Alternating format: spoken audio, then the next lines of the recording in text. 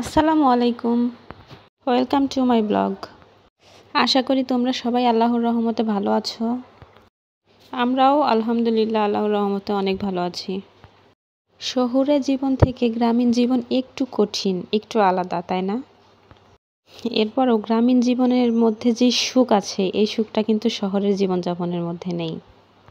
গ্রামে খোলামেলা পরিবেশ, সহজ সরল মানুষ, আরও সব কিছু মিলিয়ে গ্রামীণ জীবনটাই অনেক বেশি ভালো লাগে। আজকে তোমাদের ভাইয়া নাইট করে সকালে অফিস থেকে বাসায় আসার সময় অনেকগুলো টাকি মাছ নিয়ে এসেছে। সবগুলো টাকি তাজা, বোঝা যাচ্ছে কিনা জানি না, কিন্তু সবগুলো টাকি তাজা। মাছগুলো কাটতে অনেক সময় লেগে গেছে আজকে আমার। সকালের বাসি কাজকর্ম সেরে বসে গেলাম মাছগুলো কাটতে। মাছগুলো কাটতে কাটতে অনেক বেশি বেলা হয়ে গেছে আজকে। অনেকগুলো মাছ দেখা যাচ্ছে এখানে অল্পই, কিন্তু এখানে অনেকগুলো মাছই আছে। শুধু মাছ না, এর সাথে আরও একটা জিনিস নিয়ে এসেছে তোমাদের ভাইয়া, সেটাও দেখাবো একটু পরে।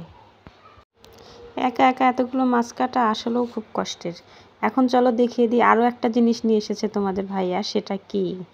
এই তো কচু, বড় একটা কচু নিয়ে আসছে। এই কচুগুলো এত স্বাদ, যেইভাবে রান্না করে খাও না কেন সেইভাবেই অনেক বেশি মজা লাগে। এই কচুগুলো ভেজে খাওয়া যায়।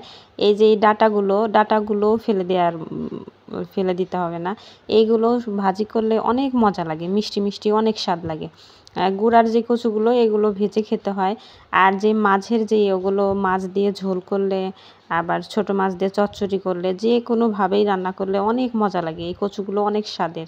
তারপরে নিয়ে আসছে এই যে মূলা। আজকে এই পর্যন্তই।